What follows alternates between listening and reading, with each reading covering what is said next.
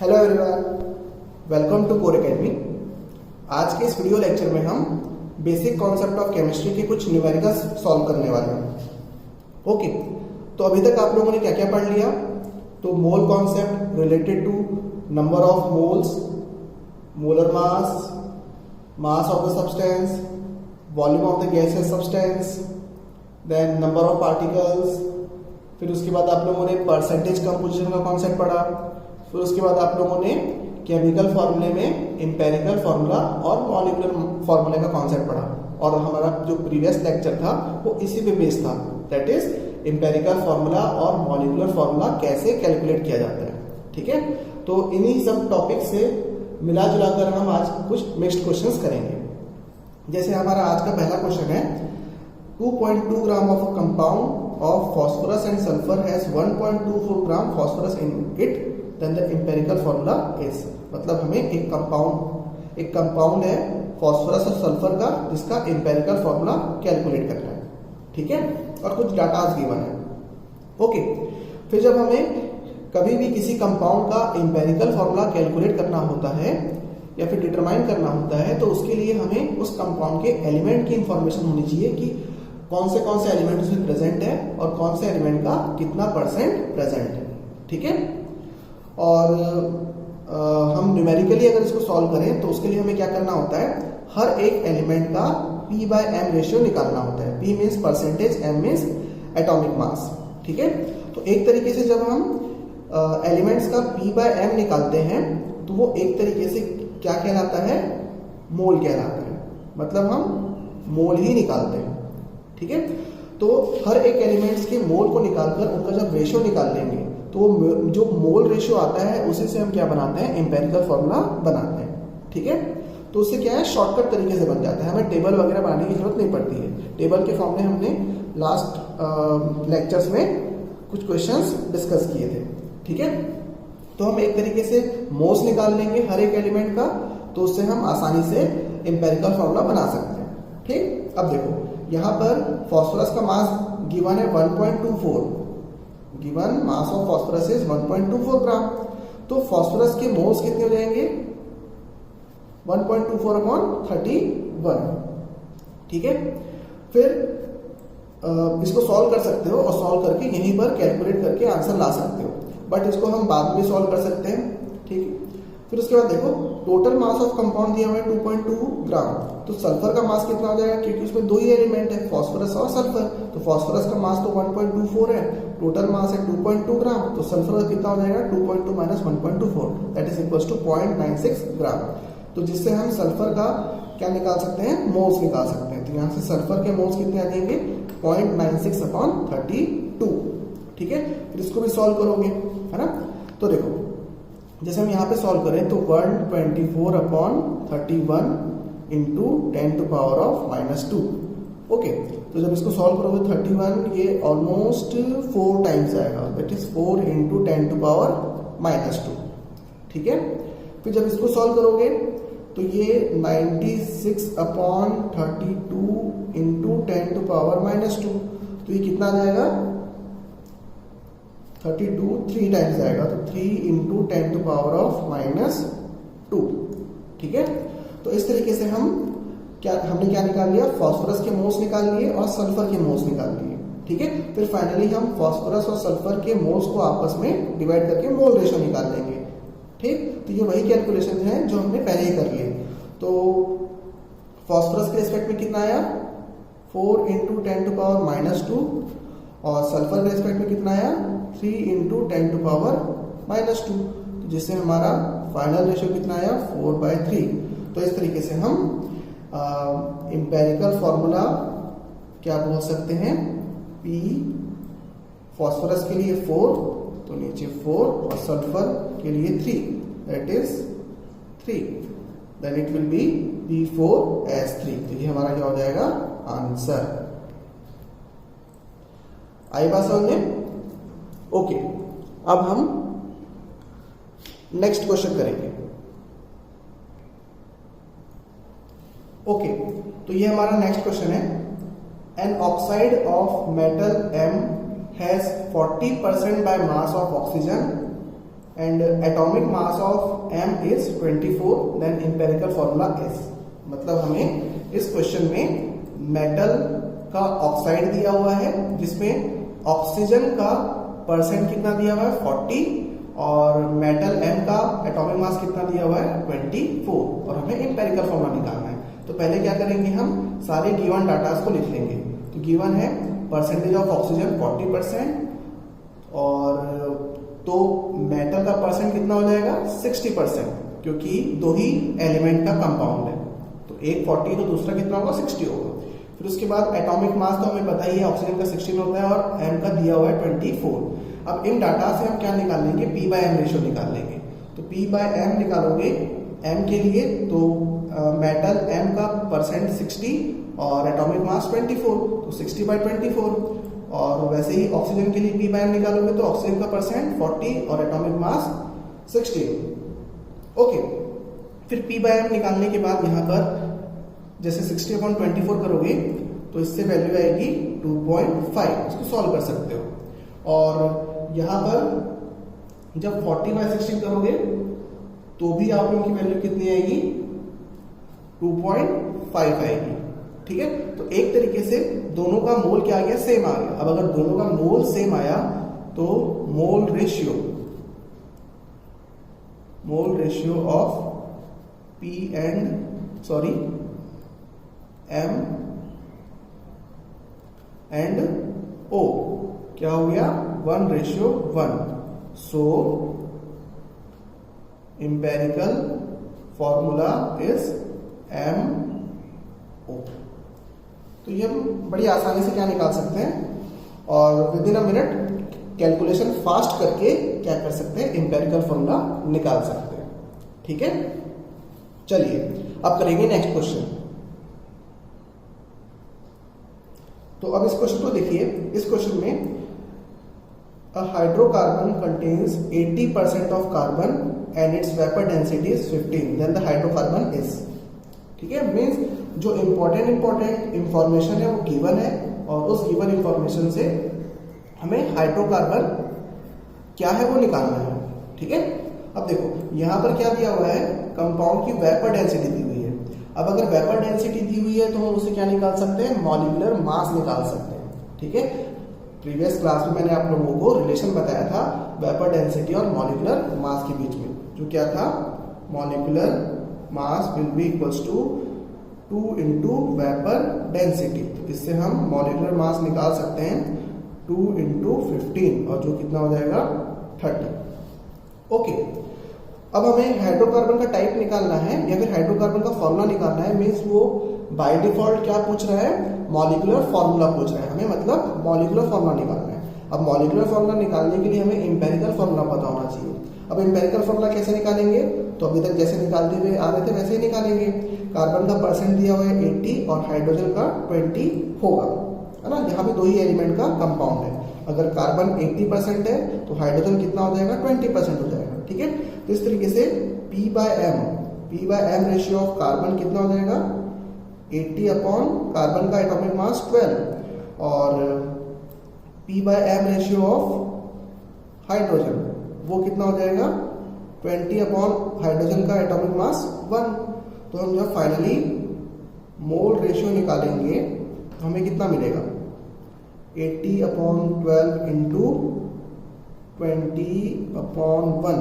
अब इसको सॉल्व करोगे तो 20 4 टाइम्स 4 3 टाइम्स, तो ये कितना हो गया 1/3। तो 1/3 से हम एम्पिरिकल फॉर्मूला कह सकते हैं कि क्या होगा, C के साथ 1 और H के साथ 3, क्योंकि C के रिस्पेक्ट में 1 आया मोल रेशियो और H के रिस्पेक्ट में 3 आया। अब अगर एम्पिरिकल फॉर्मूला CH3 है तो एम्पिरिकल फॉर्मूला मास कैसे निकालते थे ये भी हमने प्रीवियस क्लास में पढ़ रखा है।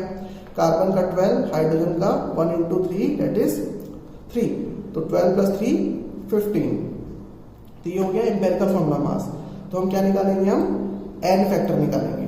n फैक्टर, तो n फैक्टर कैसे निकालते थे, molecular mass of compound upon empirical formula mass.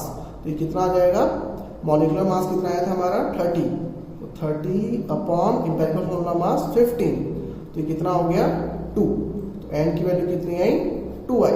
अब अगर n की वैल्यू आ गई तो हम क्या निकाल सकते हैं, मॉलिक्यूलर फॉर्मूला।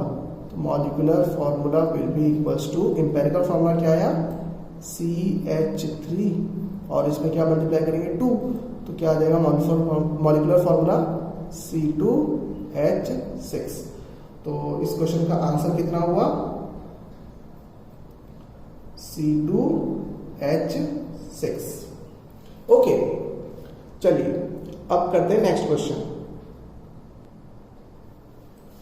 चलिए अब देखिए इस क्वेश्चन को। तो गिवन है 5 moles of AB2 weighs 125 gram and 10 moles of A2B2 weighs 300 gram. Then the molar mass of A and B will be. Means ये क्वेश्चन ऐसा है कि इसमें दो एलिमेंट के दो कंपाउंड है।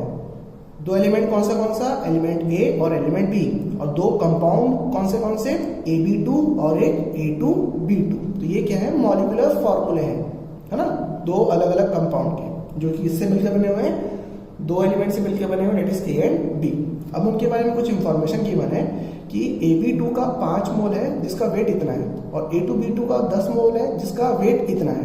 तो हमें एलिमेंट A और एलिमेंट B का मोलर मास निकालना है। तो अब हम क्या कर सकते हैं, मोल कॉन्सेप्ट यूज करके बड़ी आसानी से सॉल्व कर सकते हैं इस क्वेश्चन को। ठीक है, तो देखो अब हमें पता है कि मास और मोल्स के बीच में क्या रिलेशन है, moles equals to mass upon molar mass. तो मास गिवन है, मोल्स गिवन है, तो उससे हम मोलर मास को कैलकुलेट कर सकते हैं। ठीक है, या फिर उसका एक्सप्रेशन बना सकते हैं। ठीक है, तो देखो अब यहां पर हमने क्या किया है, AB2 के लिए ये रिलेशन यूज किया। तो AB2 का मोल्स 5, मास 125 और मोलर मास। अब अगर इसका मोलर मास निकालना होता तो हम क्या करते हैं, इसी के पर्टिकुलर एटम्स के मास को एड अप कर देते हैं। ठीक है, जैसे मान लो अगर हमें H2O का मोलर मास निकालना होता तो हम क्या करते हैं, तो इसमें 2 into mass of hydrogen plus oxygen का मास, और उससे फिर हम इसका मोलर मास निकाल लेते हैं। तो वैसे ही यहाँ पर कर रहे हैं। तो अभी फिलहाल हमें मोलर मास तो नहीं पता, इसलिए वेरिएबल के टर्म्स में यहाँ पे लिखा जाएगा। तो AB2 के लिए मोलर मास कैसे एक्सप्रेस होगा, मोलर मास ऑफ A। तो मोलर मास ऑफ A को मैंने A का सिंबल दिया, और मोलर मास ऑफ B का सिंबल मैंने B दे दिया। ठीक है, तो A प्लस 2B। फिर वैसे ही A2B2 के लिए मोल्स 10, मास 300 और molar mass 2A plus 2B। तो इससे क्या हुआ, दो इक्वेशंस आई। एक equation A plus 2B equals to 25, ये इधर जाएगा और ये इधर आएगा। तो 5 125 डिवाइड करोगे तो क्या आएगा, 25 आएगा। और यहाँ पर 2A plus 2B equals to 30। अब ये दो इक्वेशन आई है। अब इन दोनों इक्वेशन को सॉल्व करके आप लोग क्या निकाल सकते हो, A और B की वैल्यू निकाल सकते हो। तो हम क्या करते हैं, इन दोनों को सबट्रैक्ट कर देते हैं। तो जब इसको इससे सबट्रैक्ट करोगे तो आप लोगों के सामने क्या आएगा, तो A इक्वल्स टू 5। तो A कितना आ गया, 5 ग्राम। अब इस A की वैल्यू को किसी भी इक्वेशन में पुट करोगे तो B की वैल्यू कितनी आ जाएगी, इसे मान लो यहाँ पुट करते हैं। तो 5 यहाँ पुट किए तो 5 इधर जाएगा, तो 25 minus 5 that is 20। 2B equals to 20, तो B कितना आएगा, 10।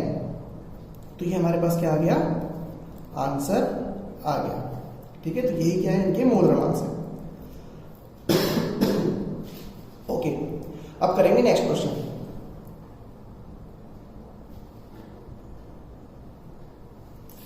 ओके, अब इस क्वेश्चन को देखिए। ये क्वेश्चन एक अच्छा क्वेश्चन है। Formula of hydrated salt of barium is BaCl2.XH2O. If 1.936 gram of this compound gives 1.846 gram of anhydrous BaSO4 upon treatment with H2SO4, then the value of X is. Given atomic mass of barium is 137. तो इस question में देखो कि यहाँ पर एक salt का formula दिया हुआ है।